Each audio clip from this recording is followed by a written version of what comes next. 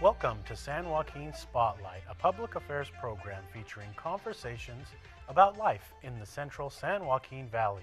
This program is brought to you in partnership between KFSR 90.7 FM and CMAC Fresno. I'm your host, Sevag Tatiosian. Today, we're going to be talking about the Bridge Youth Program. It's out of Fresno City College, but the employer or organization that covers it is Rescare Workforce Services. We have Rodney Casillas. Welcome to the program. Thank you for having me. Let's talk a little bit about this program. We call it the Bridge Youth Program, right? It's actually called the Fresno County Bridge Program. It's a collaboration between Rescare Workforce Services along with Fresno City College and Fresno County. So your role in that is what? As my title indicates, I'm the leader. For what that means is specifically I lead our youth. We work with approximately 40 youth every school year, getting them going at Fresno City College. And when I say we get them going, we do every step or assist them with every step from bringing them into the program, helping them with their Fresno City College application, financial aid. We do placement testing in our office, so sometimes they don't have to wait in those long lines at Fresno City College in the heat. And then once that's set, we actually set them up in their classes. We assign them. They have priority seating in our classes, which is 4 subjects, and then they also get their own Fresno City College counselor, and they get me access to me, Bridge Youth Leader, and I'm like their mentor, their assistant, their tutor, everything throughout the entire semester. It's a 1-semester program. So at the end of the semester, we kind of set them going on 3 different paths. One path is to remain in education, help them continue with that. We do that by way of setting them up with a student education plan so they can know exactly what classes they need to take for the next 2 years to graduate on time. Another option that they have is they do vocational training, so they can select something that's a little bit more short term. Sometimes that college thing's just a long distance. There, yeah. Sure, it's a long dedicated path, but some choose a little bit shorter path, vocational training. And we have a ton of variety of different vocational trainings that we're able to offer. Medical assistant, culinary arts, dental assistant, just a long list, security guard training, things like that. The third option that we can offer them at the end of that semester is employment, full-time permanent employment. We assist them in that path. So at the end of that semester, they get to make that choice for themselves in terms of what they want to do with the program. Where do the youth come from? I mean, do they voluntarily enroll themselves, or do parents enroll them? It's a completely voluntary program. So a lot of our youth, believe it or not, come from word of mouth. They come from the community, from Fresno County. We work with a lot of foster youth. Initially, this program was designed to assist specifically foster youth. We have opened it up a little bit to non-foster, but the plan is still to work specifically with foster youth through this program. The foster community is definitely a population in the community that is very much in need of assistance. So this program was designed with them in mind. A lot of our foster youth, when they're aging out at 18, for a long time didn't have assistance, didn't have even a home to stay in. Pretty much a lot of foster families would tell them, you're booted, you're out. So when this program came along, that was one of our biggest challenges, was helping them with that step.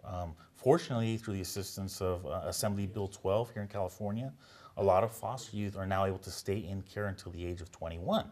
That's great that's news. Huge. That's gigantic, because now foster youth can stay in care. They don't have to worry about having a roof over their head or food in their mouths. They can focus completely on their education or vocational training or employment. Do we have a big problem with need for foster assistance or Absolutely. even foster care homes? I mean, there's a lot of people who may not think about that aspect. It's a total different thing, but you deal directly with these foster youth. Would you say that there's a need there? Oh yes, there's definitely a need, specifically because the reality is that foster youth is a tough population. They've come from a very varied background. Sometimes there's abuse, neglect, things like that. They come from families that have dealt with drug abuse and alcohol abuse. So their situation, sometimes the issues they have to deal with are pretty heavy. So having a stable home for them can sometimes prove a challenge.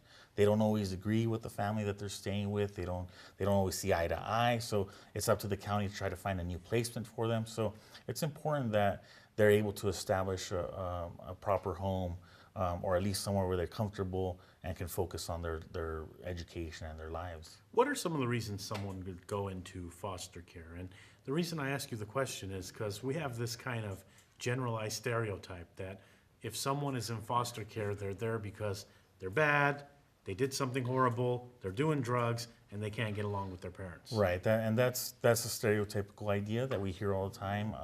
The reality is that a lot of foster youth are in care because mom and dad were doing things that they weren't supposed to be doing, and the children have been taken out by CPS and then relocated to group homes or foster homes, things like that.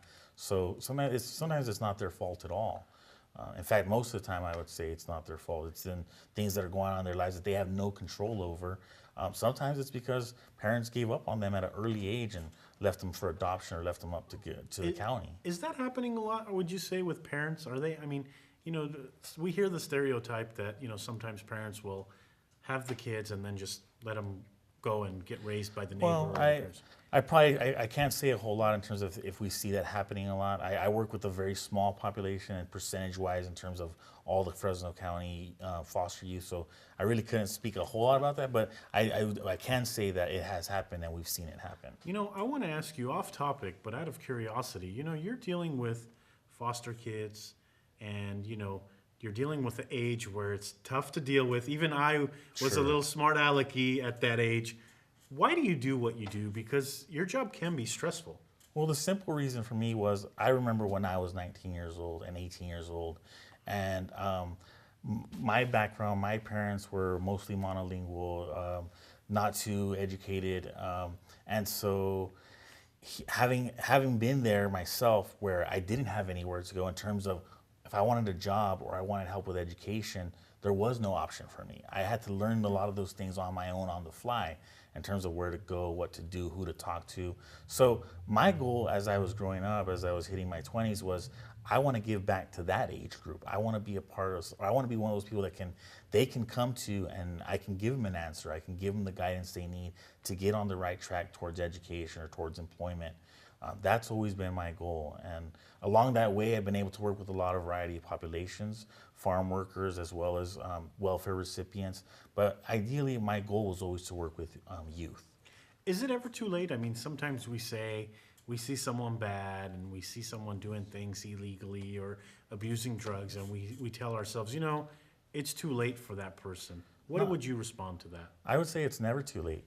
I don't think we can ever give up on our youth, and I've never believed that. I think if we would have done that, there's a lot of youth who would have fallen to the wayside. In fact, in our program, that's something we always think about is how many youth have we helped that maybe if they didn't receive our assistance, they would have ended up on a more difficult path or in trouble with the law or things like that. So our opinion is that we'd never give up on our youth. If they are willing to better themselves, we're continuously willing to work with them, to assist them, to guide them, to mentor them so that they can stay on the right track. Speaking of mentoring and guiding youth on the right track, are you finding that this education or this stuff you're teaching them is something no one had taught them before? Oh, definitely. We constantly see that. Sometimes you would think that by the time they're 18, 19 years old, they would have learned some things that we're working with. Even simple things like basic skills like a handshake or eye contact or saying hello. Things that we would think of as everyday normal things. A lot of our youth are not, they don't know how to do that. Very simply put, they have no idea what a firm handshake feels like, or sometimes they're constantly looking at the floor or just not making eye contact in general. So those are some simple, what we call soft skills that a lot of our youth today just don't have. Go ahead. Well, I was gonna say, I think a large part of that too is also not just the things that are happening in their lives or the way they've been brought up, but even the technology that we're dealing with. A lot of our youth are used to talking in 140 characters or less, and sometimes that doesn't always translate when you're trying to talk to an employer or trying to talk to an instructor at Fresno City College. So a lot of our youth are having to be taught some of those things along the way through our program. How many youth would you say you assist annually or monthly? I mean, I don't know what the tracks are for you, but can you give us a number annually? In our program, we provide support and guidance for over 130 to 200 youth, sometimes more every year. Which can be huge because if those that youth, that population. I mean, 130, 140, you say, that's not that much. But if you think about it, if they didn't go through your program and they were on the streets, what would happen? Exactly. Where would they end up then? They would end up locked up at county, or they would end up doing drugs, or some other horrible thing that could happen to them. And so the fact that we're able to assist them in a different direction, and the reality is sometimes those youth still fall back into those things, but there's also a large group that don't. There's a large group who stay on the right track, who are able to keep their jobs and stay in school. And even though, we see a lot of statistics on TV or we hear about them in the news that a lot of youth are failing, but the reality is there are a lot of youth that are also succeeding. And it's probably, hopefully, at least we like to think, in large part because of what we're doing with them.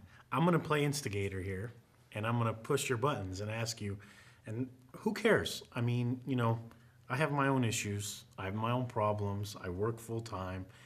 At the end of the day, why should I care about this youth? Why should I care about programs like yours? Why can't I say, you know what? That child or that youth has parents and family members. Let them deal with it. No, the first part to that is some of them don't. Some of them don't have parents. Some of them don't have that guidance. So the larger part of that is then that falls on the community. Sure. And so us as part of the community, we have to work with those youth. We have to guide them, even if they're not our kids, or even if we say, oh well, they'll figure it out. The reality is sometimes they won't, and so they need programs like ours to help them figure those things out, figure life out, and get on the right track. So I think the other part of it is those same youth are in our community. They're in our lives every day. They walk by us in the street. They're the ones that we see every day walking around or on their skateboards or doing whatever it is that they're doing. Those youth need guidance too. And if we don't give it to them, if we're not willing to assist them and work with them, then maybe they won't get it. And then they end up in a different path. Who in your organization is the one that tells the youth that are a part of it that, you know what, you're dressed inappropriately? I mean, sometimes I go to the mall or sometimes I'll go shopping and I'll see people dressed totally inappropriate. Whether their pants are sagging, sure, or they're wearing inappropriate names on their shirts, or even tattoos in weird places. Right. And so who is the bad guy or the bad girl per se? Well, in our office there is a dress code, and we have it clearly labeled at the entrance of our office, and so it actually falls on all of us. So whoever works there, whoever comes into contact with our youth, it falls on all of us to kind of sometimes be that person to say, hey, you know what? You're not really dressed appropriately. I'm going to have to ask you to leave. And it has happened. Sometimes they're dressed a little too inappropriately. And sometimes they have to hear that because they're not understanding that. They're not getting that. And they're not understanding that when they're going to an employer or they're somewhere in the real world, that's just not going to fly. And so it really falls on all of us, at least in our location, in our office, to give them that nudge to let them know that what you're wearing or how you're dressed today or it's just not working out and you're going to have to change. You work with a lot of employers. Talk about the process. If I'm a youth or I have a cousin or a family member or a friend that is in the age group that you service, what are the steps they take to get a job with one of your employers? Well, once they've enrolled into our program, one of the major things that we're able to offer employers is a 120-hour work experience. And what that basically means is you're getting free labor. Whoa. So if I understand this correctly, I don't mean to interrupt, but if I'm an employer, I can bring on one of your youth and you'll pay their bill? That's right. We'll pay their salary. We pay their workman's comp. They are our employee. The only difference is they're housed at your location. You're the one that's training them. You're the one that oversees them. But at the end of the day, we're the ones that are liable for them. We're the employer of record. So we take care of all the bills. How can we, as employers, let's say, tap into some of your employees? I mean, is there a process, or are you looking for major corporations? We have job developers on site who are constantly making connections with employers. So employers are more than welcome to contact our office. They can actually speak to our program director, Joseph Oaxaca. I can provide that phone number if you like. Yeah, area code 559-499-3760. And they can talk to him directly. He would then refer them to one of our job developers and they would make contact with them. We're constantly looking for employers in the community who would be willing to give that work experience opportunity to our youth. And believe it or not, it's not that easy. A lot of employers are just like, I just don't want to bother. I just don't want to deal with this kid who I'm going to train, or Right, maybe, right. they just don't want to deal with it. But at the end of the day, a lot of employers they do it and they feel good about it after, because not only do they give back to the community, they're also helping find a potential employee, a good employee, someone who they've now trained and they've been able to see firsthand that, hey, this he's a lot, he's got it. He knows what he's doing. So is there an agreement or something that they hire the employee afterwards? I mean, is there an unspoken kind No, of? not at all. If at the end of the 120 hours they feel like, you know what, this guy's just not a good fit, it doesn't look like it's working out, they have that option to decline that portion of it. But the truth is that a lot of our employers do see the benefits of hiring our youth. They see them firsthand, that they're not as crazy or they're not as bad as they thought they were going to be, and they do end up hiring quite a bit of our youth. Some of the youth that are in your program, I'm sure, are ambitious. How far can they go if they come into your program and do everything right? Well, it's easy to say that the sky's the limit, but that's the truth in our program. If a youth comes in and they're really dedicated, they will do the steps in our program. They will meet their academic goals. They'll do the job readiness workshops, and they will get careers. They will get jobs, and they will get education. They will stay on track with their education, and the truth is, they can continue on with that. They can continue on with college, get their degrees, eventually move into some other field that they're really interested in doing, or they can stay on employment, establish a career, get some kind of vocational training which will help them develop into that career, and then they stay in that field. So it's very possible for our youth to become successful if they follow the guidelines, if they follow the steps. At the end of the day, what we tell a lot of our youth is that it's all on them. If they are eager and they are dedicated, they will find success. But they have to make those steps happen. They need to, we can push them, we can guide them, we can encourage them, but at the end of the day, they're the ones that have to cross the finish line. And we find that there are quite a bit of youth who are doing exactly that. In fact, if I could share a success story with you. Please do. We have a youth who initially was a foster youth, came through our program seeking assistance to go to college. He had been incarcerated at one point in the foster care system from an early age. He ended up going to college, and he actually ended up being hired onto in our program. He's one of our youth mentors. Yeah, he's one of our youth mentors. So a lot of times we see him in our resource room talking to our youth, working with them.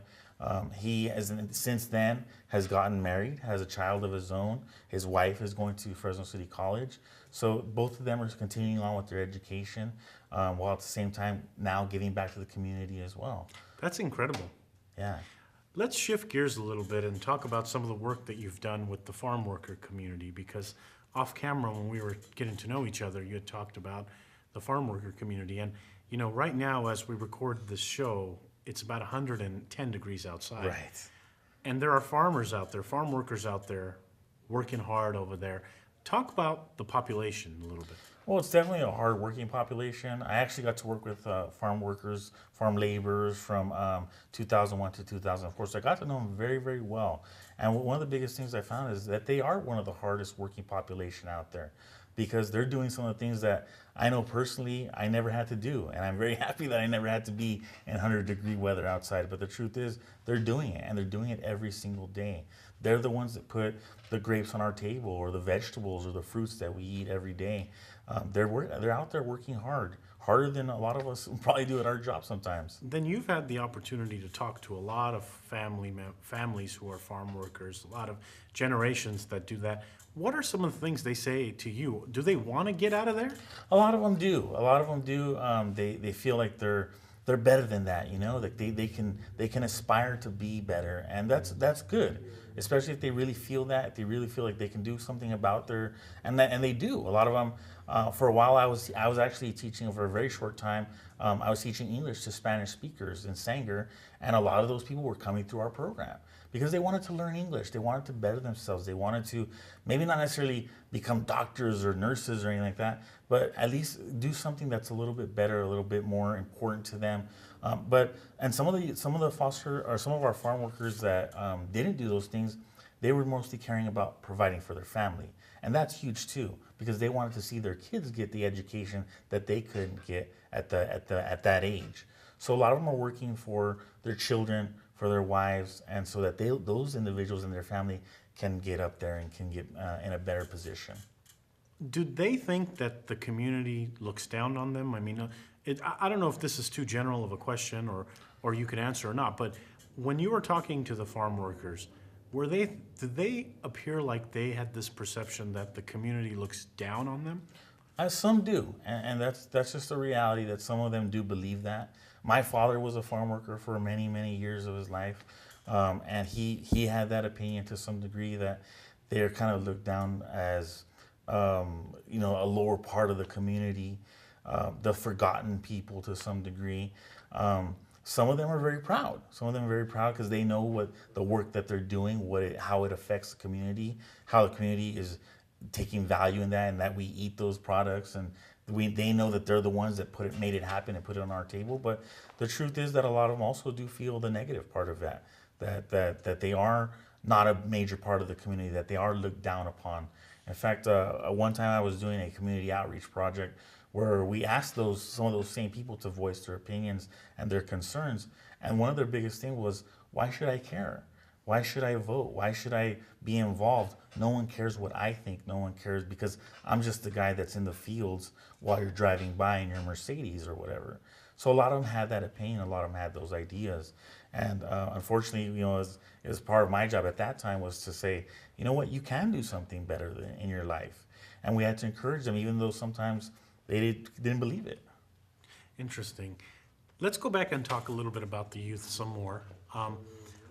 The vocational training you have, can you talk about it? And the reason I'm asking you the question is because sometimes you're going to get youth, which that school is not for them, but you give them a bunch of parts and they're going to make you an engine. Or Sure. If you give them a car that's dismantled, they're going to put it together and paint it like you've never seen before. And I don't want to generalize as, mechanics or body shop workers, but I'm saying that some people do other things other than education. Talk about the vocational program. Well, it's part of the All Youth One system that is made up through Workforce Connection and all these agencies. A lot of our youth are able to obtain a variety of vocational training. And a lot of it is related to the medical field. Medical assistance, phlebotomy is very popular. But there's also a wide variety of security guard training, believe it or not. We have a lot of youth who are able to obtain employment as security guards, stable employment, full-time employment. The culinary arts, there's a lot of youth who are able to obtain jobs and I'm not talking about just McDonald's jobs because they have a certificate in culinary arts. They're able to get jobs in restaurants, sometimes high-class restaurants. So the vocational training, and one of the things that's really cool about how we're able to offer it is it's a scholarship. It's a scholarship to our youth because at the end of the day, a lot of these short-term vocational schools are expensive. They're very pricey. So sometimes these youth, they apply for financial aid, and that would cover a small portion of the cost. But the rest of the portion, that's covered by the board, the Workforce Investment Board. So it's a scholarship awarded to the youth for the remainder of the cost of that training. And there's a vetting process for that. Our youth, it's not just, we don't just have any youth walk in and say, oh, I want to be a chef. Right. Make me a chef. That's not how it works. There's a vetting process where they actually meet in front of a group of individuals who are interview them and make a determination if they would be a good candidate for training. And then at that time, then they're awarded the training. So there's a lot of things we look at. They have to have very specific reading and math levels. You can't just come in at 4th and 5th grade levels and say, oh, I want to be a mechanic or I want to be a medical assistant. There's requirements that they have to meet. And you help them get there? Absolutely, yes. We offer online academic upgrades for reading and math specifically. And after they complete those upgrades, then we kind of make sure that they would be good employees. We have them do a job readiness workshop, and they're trained on interviewing and have a resume and how to talk to employers, how to dress for interviews. And then it's at that time where we discuss some of those options, specifically possibly going on to college or short-term vocational training.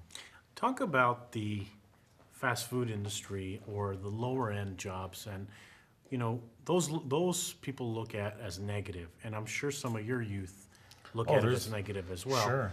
Why, we're running out of time this week, but briefly, why should they start there? That's the first step.